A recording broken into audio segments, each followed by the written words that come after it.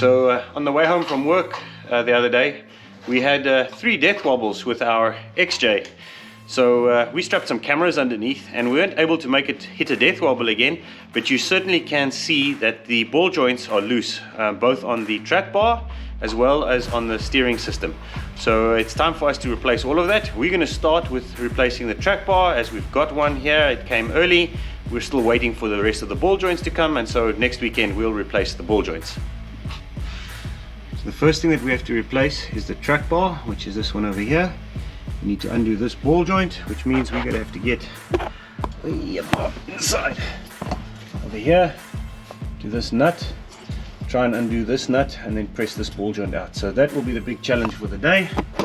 The other side is fairly easy. It's this bolt over here, which has this plate here as the nut. So if all goes well, we should be able to just pull this one out here. So let's get cracking and try and get this undone. First thing I'm going to do is try and get this cleaned out here so we can work. So I'll get in there with some brake cleaner. We have to take the cotter pin out, and that is going to be a huge struggle because I can't see what's going on inside of here. As you couldn't see what you were doing, I used my fingers to feel where the cotter pin was and bend it as straight as I could.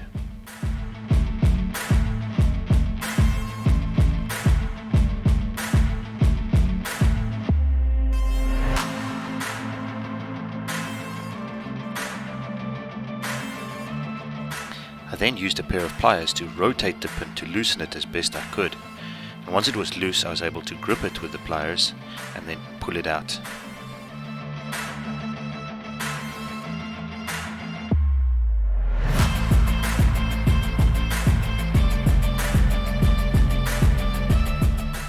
I was fortunate that a socket was able to break the rusted castle nut free from the rod end, and I removed the castle nut with no issues.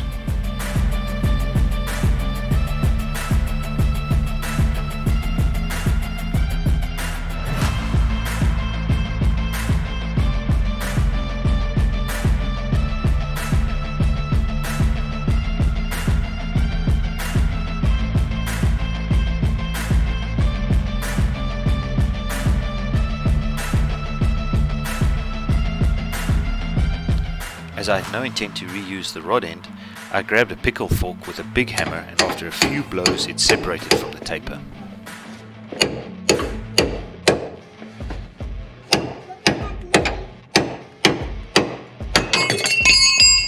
Bob's your uncle, out it came. As I start loosening the track bar bolt, you can see the nut plate rotate and fold into the axle housing bracket. Fortunately, it wedged somewhere inside the bracket, and I was still able to loosen the bolt.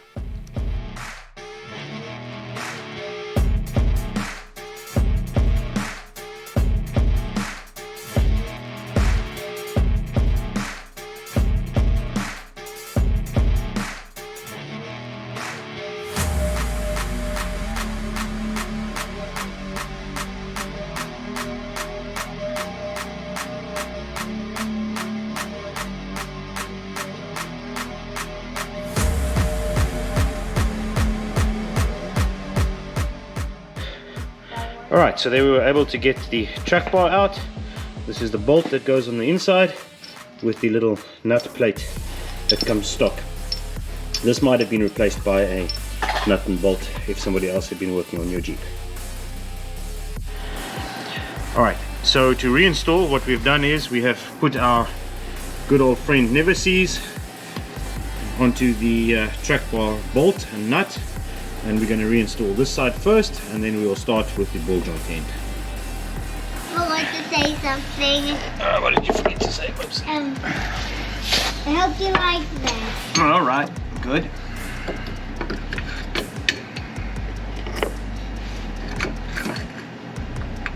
Hope you like this, guys. And this is going to be a nice channel. There's the light on? Yep, there is. Okay. So, they're going to do a fun channel. I hope you like it.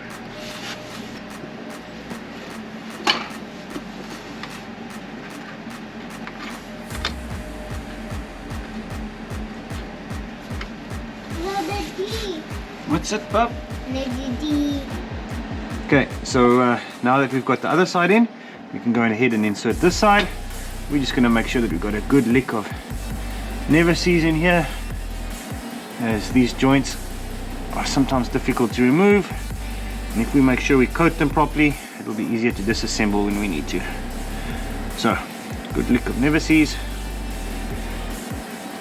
especially on the taper area, and then we'll put this back together. Alright, so one thing you want to make sure that we do before we install the ball joint is to make sure that we orientate the hole for the cotter pin in such a way that we are able to install the cotter pin. Remember, we can only gain access from this side over here, so we've got to make sure that we can reach the cotter pin. In this case we're good, so we're going to go ahead and install the ball joint. So I'm installing the nut, as we need to just orientate this ball joint a little. See, that's good enough. Once it's in there, we can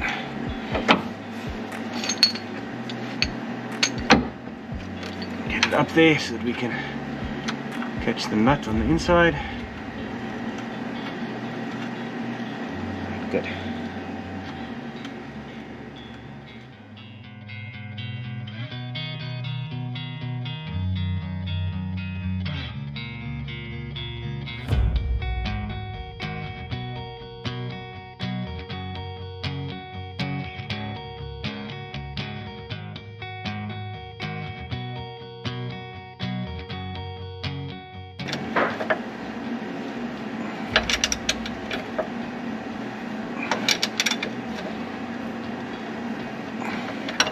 Right, now that that's nice and tight, we can go and torque it. Alright, so I had a look at the service manual, and it says that the ball stud nut needs to be torqued to 60 foot-pounds. So I've set my torque wrench to 60 foot-pounds, and we're going to go ahead and torque it to 60 foot-pound.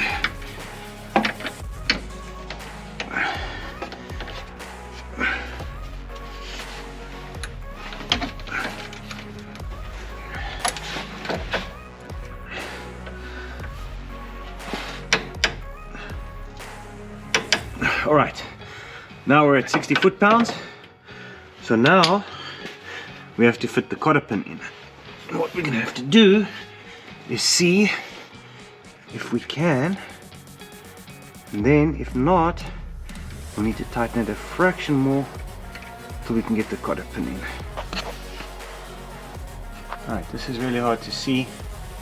Trying to fit the cotter pin in here. We got it. Try and find the hole in the stud. And once we've found it, we'll need to tighten the nut over here until we need to tighten this nut until we're able to slip the cotter pin in.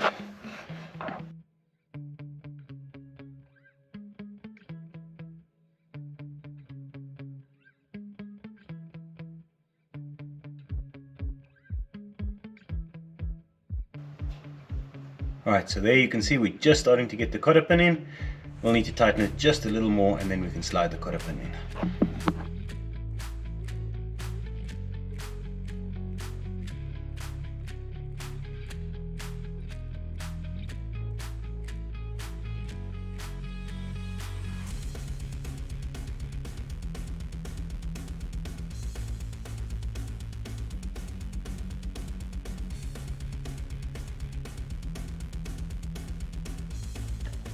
Alright, so you can see here the cotter pin is now installed.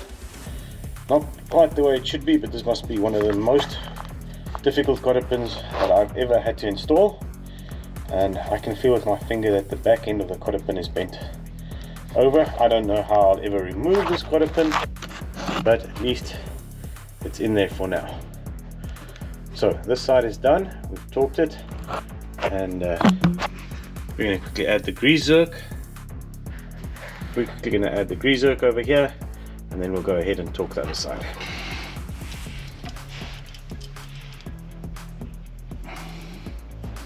Right, so we've got our grease zerk now.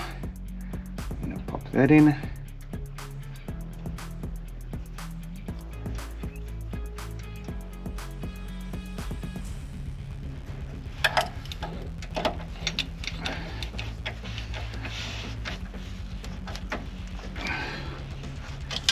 Right, nice and tight. Last thing to do is to torque up the other side.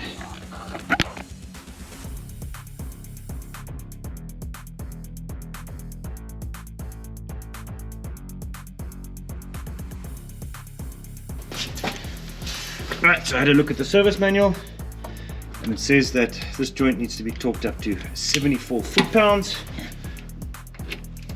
So we've tightened it up, snugged it up. Here we go, 74 foot-pounds.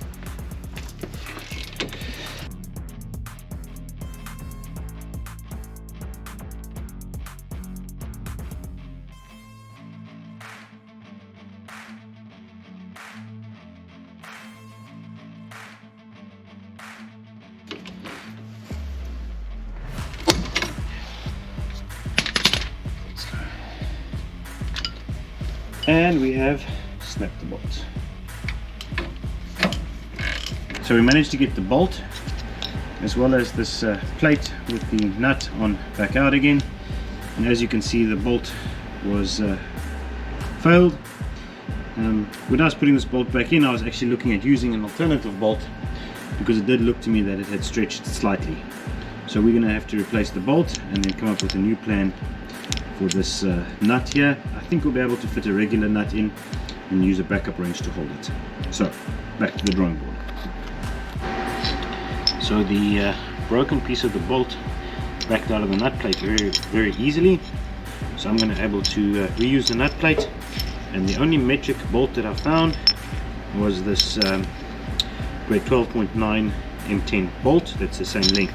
So I'm going to use that. It should be fine to use, and if there's any issues I'll fix it up later.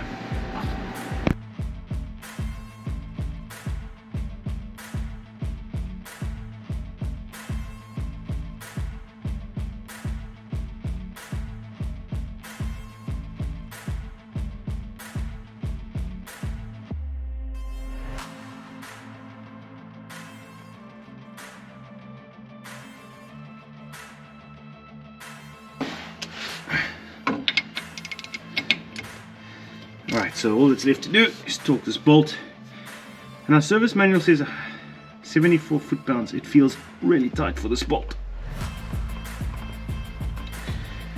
so I'm not going to do it to 74. That is tight enough. Okay, track bar is now in, and we will do the rest of the suspension ball joints as soon as we have them here. While making this video, I went to go and confirm what the correct torque is for this bolt. As you can see, there are different values listed in different service manuals. I believe the correct value to be 40 foot-pounds for this bolt. Right, so to replace all the tie rods, we're going to undo this nut, and we'll take this ball joint out. We're going to do the same on the steering gear, and then we're going to undo this one here, and finally we'll do this one over here. So we're going to remove this link and replace it with a new one. We also have a new steering damper. Steering damper is not going to solve our problem, but we're going to replace it because I think this one is pretty old. And then we should have all the new ball joints in there, and we'll see if that will solve our issues.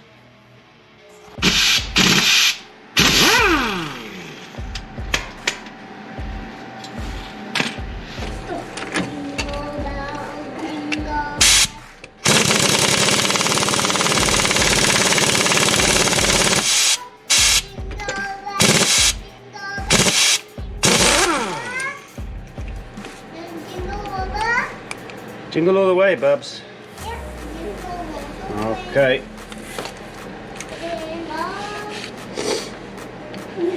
Bag doesn't pop. Sorry, Carl? Said the bag of grease doesn't pop. Ooh. Hey.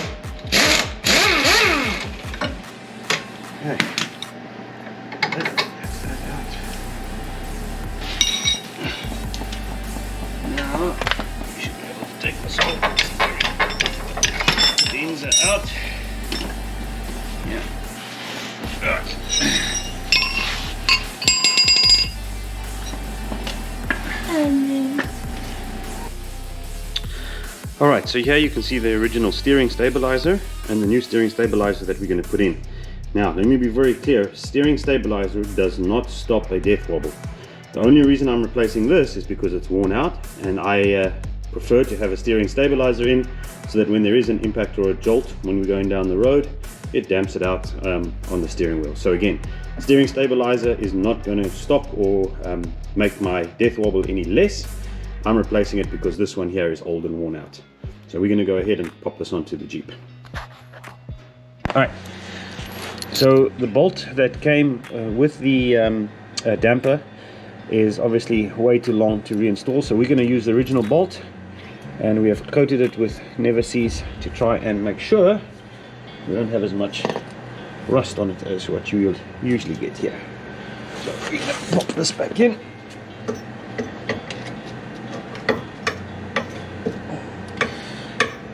Oopsie.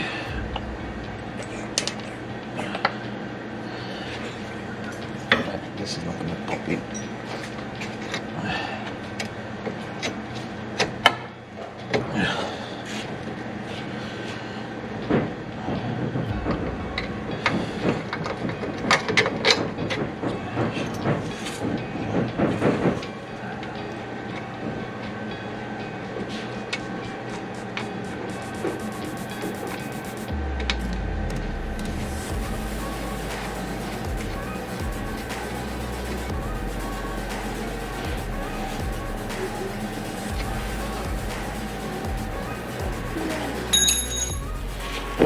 Alright, so we now have the steering damper in.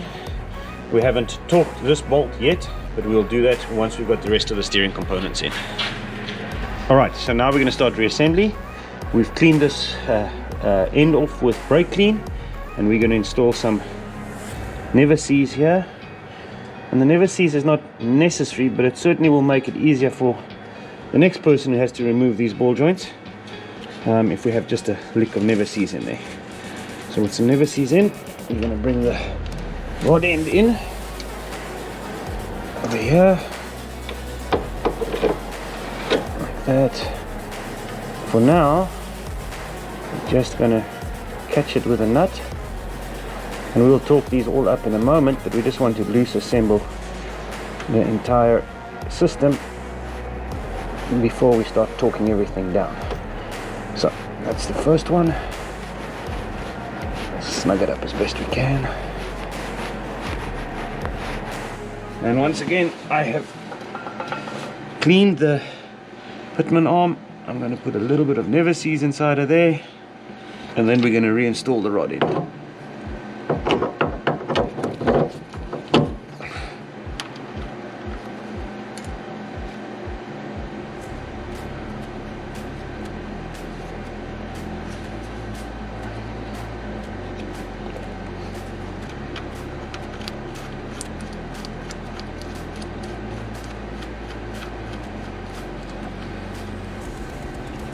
Okay, once again, we're not going to torque it up yet because we still need to make a couple of final adjustments. Okay, next. Right, next thing we're going to do is connect up the steering damper. So as always, a lick of Never Seize. Help the next guy who has to take it out. And then we're going to compress the steering damper until it fits into its hole.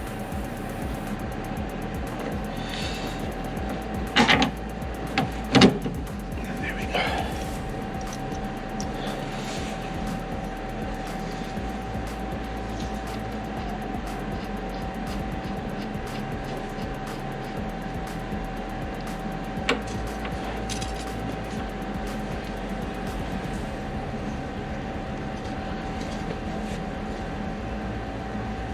And remember, as I said earlier, steering damper does not stop death wobble. It's only there to reduce the impact from any impact onto your steering wheel while you're driving.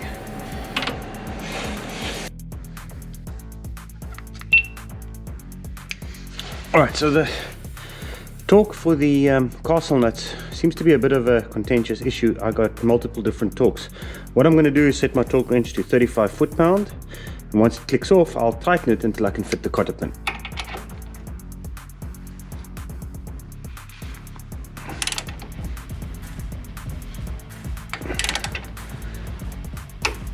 So there we are, 35 foot-pound. And now what I will do is take the wrench and adjust it until I can fit the cotter pin.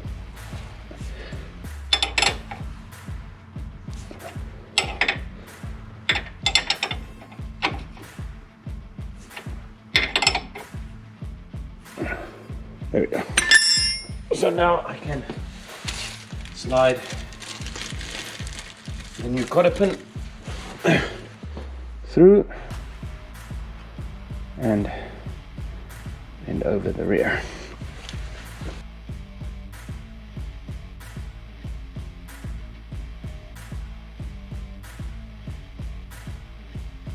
Alright, just like we did with the last one, we're going to take this one to 35 foot-pound and then align it.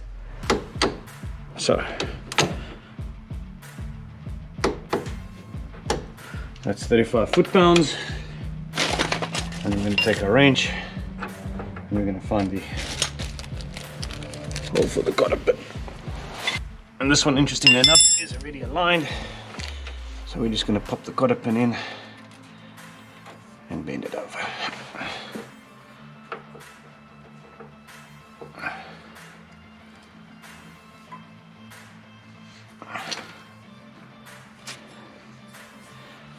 Right, next one.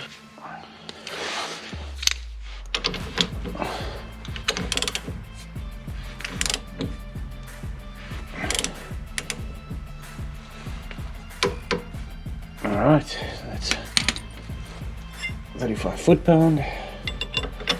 I'm just going to give it a little more so that we can put the cotter pin.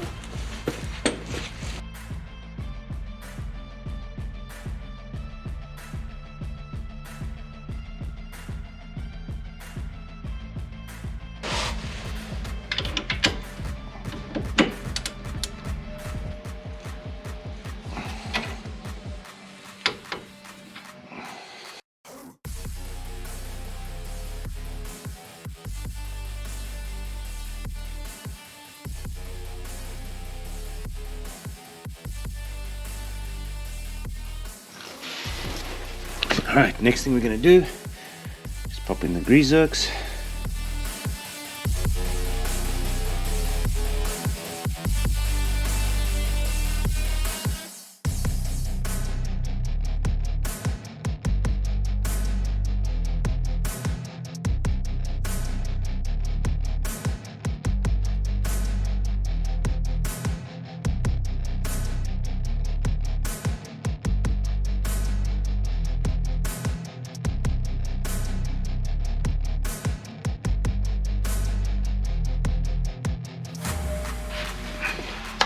Right, with the grease zirks now installed, we're going to go and just give each zirk just a lick of grease.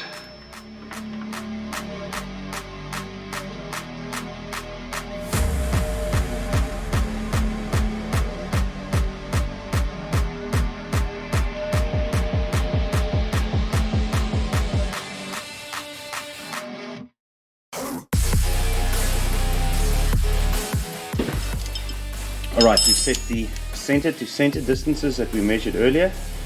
So we've adjusted the links so that we're all at the same distances. And so what I'm going to do now is just go ahead and tighten up these cinch bolts.